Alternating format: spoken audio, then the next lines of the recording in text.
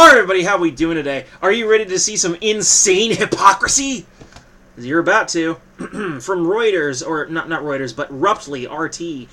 Ruptly, also known as RT. It says, U.S. Senate advances bill giving State Department right to call Russia sponsor of terrorism. The United States Senate. Sponsor of terrorism. Well, that escalated quickly. Seriously, though, this country's government has been the biggest sponsor of terrorism. Let's not forget that we supported the YPG, created ISIS, and a bunch of other shit. So this to me is just, this is amazing. This is absolutely amazing that they can justify this kind of statement. I do not know these people. I do not understand them. But the U.S. Senate Foreign Relations Committee has approved a bill asking the State Department to determine whether Russia falls under criteria of a state sponsor of terrorism, potentially opening a way stricter sanctions. The U.S. Senate Foreign Relations Committee has approved a bill asking the State Department to determine whether Russia falls under criteria of a state sponsor of terrorism, potentially opening a way stricter sanctions. The pretentiously titled Stopping Malign Activities from Russian Terrorism, or SMART, Act could potentially bring the already strained relations between Moscow and Washington to a new low. Introduced by Senator Cory Gardner, in April, it requires the Secretary of State to give appropriate congressional committees a straight answer on whether Russia could be designated a sponsor of terrorism. The bill also requires the State Department to determine and report to Congress whether the militia in the self-proclaimed Donetsk and Lugansk republics in eastern Ukraine can be considered a foreign terrorist organizations. The report should be presented no later than 90 days after the proposed law comes into force, should it pass in both Senate and the House and be signed by the President. Listen to this part. Opening a way stricter sanctions. Do you hear that?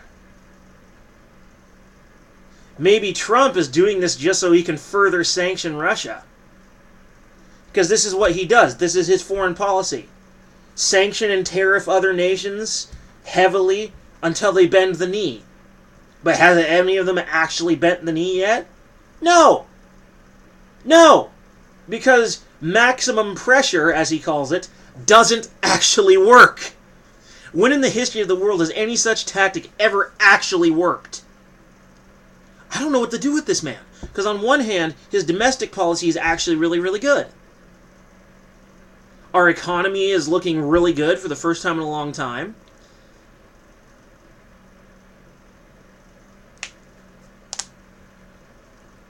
There's less and less authoritarian legislation telling people what they can and can't do. Although he's beginning to institute his own authoritarian legislation very soon. But on the other hand, his foreign policy is hideous. How the hell does he get into that pea-sized brain of his that this shit's actually going to work? And besides, how dare our government call the Russian government a sponsor of terrorism when they themselves are sponsors of terrorism? Again, supporting the YPG, a terrorist organization. Creating ISIS, a terrorist organization. Funding Al-Qaeda. Hypocrisy of the finest caliber. Still, moving forward, the Foreign Relations Committee cleared it to be further debated and potentially passed by the Senate. Only a handful of countries have been designated by Washington as state sponsors of terrorism, including Iran, Syria, North Korea, and Sudan. Should this bill be approved, it would give the anti-Russian interests in Washington yet another opportunity to help Moscow with more sanctions. To slap Moscow with more sanctions. I accidentally said help. The committee actions just a day after Russian Foreign Minister Sergei Lavrov visited Washington and met with both State Secretary Mike Pompeo and President Donald Trump. His visit sparked yet another wave of anti-Russian hysteria among the House Democrats, in particular Congressman Adam Shifty Schiff, who spearheads the Trump impeachment efforts in the House, called it no less than a success of Russian propaganda. Lavrov replied by calling such a reaction to ministerial level contacts normal to any country. Patently absurd. It is absurd. It is completely crazy. It is nuts. It is screwy. It is insane. It is hypocrisy of its finest caliber, and it is stupid. This is nothing more than more Reds under the bed, Russians hiding under your sheets. It's a moral panic. It's a scare. No one hacked into our 2016 elections. Donald Trump won because Hillary Clinton didn't try hard enough. And now she's going around calling everybody that doesn't agree with her a Russian asset. Hell, I'm a Russian asset, according to Hillary Clinton. What do you want to bet? That perverted old witch is not only morally bankrupt, but she's also intellectually bankrupt to boot. I could find a rock in my backyard smarter than Hillary Clinton. I wouldn't even have to try to look that hard. First rock I see.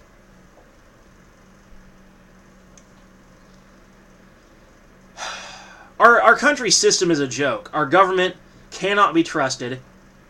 It is bogged down in bureaucracy.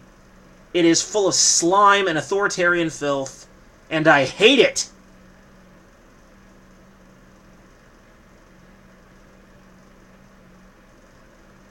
But you know what? I've made up my mind. This year, 2020, when it comes, I am going to vote for Trump.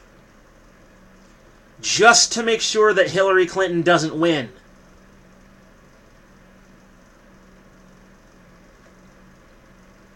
Because right now, as much as I hate to admit it, based on his foreign policy, we need him.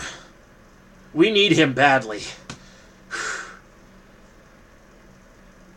He's the only thing that can stop. He's the only thing that can stop Hillary Clinton and any other candidate that might make it onto the ballot. He's the only thing. He's the only option we have. The only weapon at our disposal to prevent an increase in government tyranny and to prevent an even more disastrous foreign policy than the one we already have. Which is quite a statement, if you ask me. Anyway, peace.